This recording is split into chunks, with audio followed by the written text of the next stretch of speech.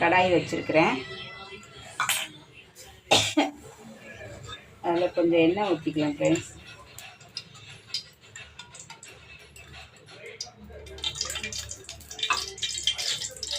எண்ணெய் விட்டுக்கலாம். விட்டுட்டு இன்றைக்கி வெள்ளை குழம்பு வைக்க போகிறேங்க ஃப்ரெண்ட்ஸ். அதில் கொஞ்சம் எண்ணெய் விட்டுருக்கேன். அதில் ஒரு முருங்கைக்காய், ஒரு 10 சின்ன வெங்காயம்,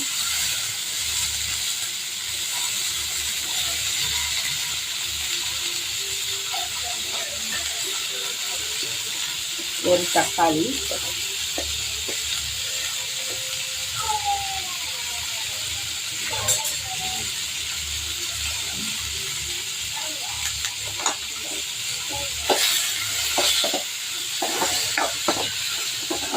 தக்காளி, ஒரு சின்ன வெங்காயம் ஃப்ரெண்ட்ஸ்.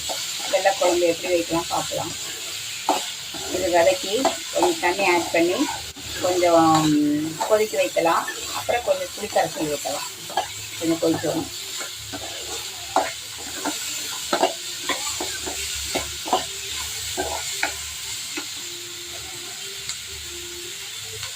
கொஞ்சம் உப்பு ஆட் பண்ணிக்கலாம். குழம்பு தக்கன பண்ணிக்கலாம். அப்புறம் நம்ம அதில் காரட்டையும் உப்பு போட்டுக்கலாம்.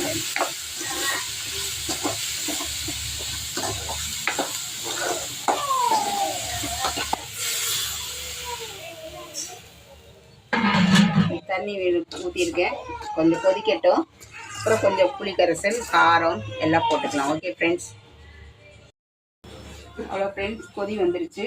இப்போது நம்ம குழம்புக்கு தக்கன தேவைக்கு நம்ம புளி கரைசலை கொஞ்சம் சேர்த்துக்கலாம்.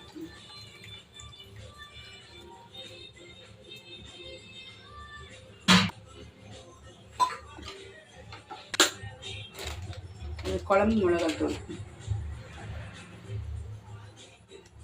ஒரு 1.5 ஸ்பூன் போடுறேன் ஃப்ரெண்ட்ஸ். குழம்பு மிளகாத்தூள் ஆச்சி குழம்பு மிளகாத்தூள்.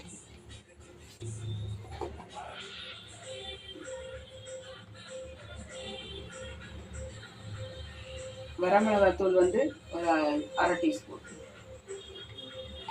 போட்டுட்டு தானே இருக்கிறேன். ஆச்சி குழம்பு மிளகாத்தூள் 1.5 டீஸ்பூன் போட்டிருக்கேன். வரமிளகாத்தூள் 1/2 டீஸ்பூன் போட்டிருக்கேன். ஒரு பிஞ்சி அளவு மஞ்சப்பொடி.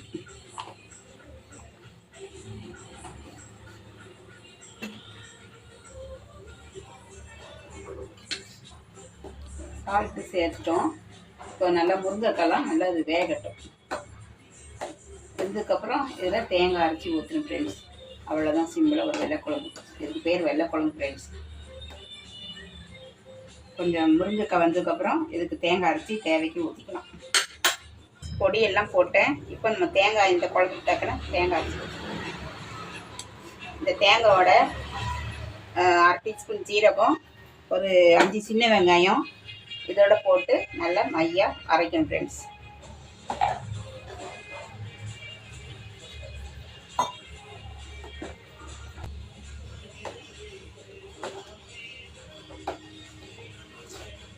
இவ்வளோதான் ஃப்ரெண்ட்ஸ் குழம்பு. முருங்கைக்காய் வந்துச்சுன்னா, முருங்கைக்காய் வெந்திருக்கும். ஒரு கொதி வந்ததுக்கப்புறம் நம்ம இதை தாளித்து விட்டுக்கலாம் ஃப்ரெண்ட்ஸ். கட்டியாக இருந்தாலும் நல்லா இருக்காது. நம்ம சாப்பாட்டில் ஊற்றி சாப்பிட்ற மாதிரி குழம்பு இருக்கும். இப்போ இதில் ஒரு கடாயை வச்சு தேங்காய் எண்ணெய் ஃப்ரெண்ட்ஸ். இது சின்ன ஸ்பூன்னால் 4 ஸ்பூன் ஊற்றிருக்கிறேன். சின்ன ஸ்பூன்னால். அப்புறம் கொஞ்சம் கடுகு ஆட் பண்ணிக்கலாம்.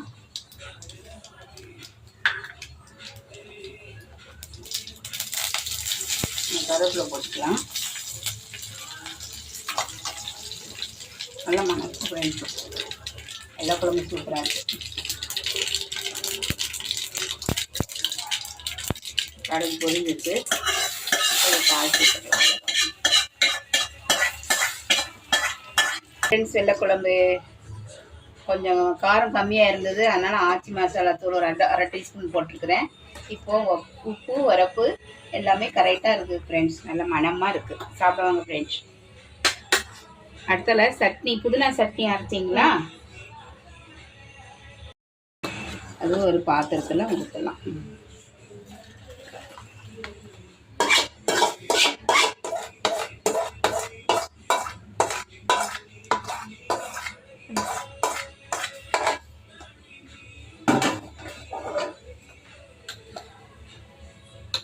ஓகே ஃப்ரெண்ட்ஸ், குழம்பு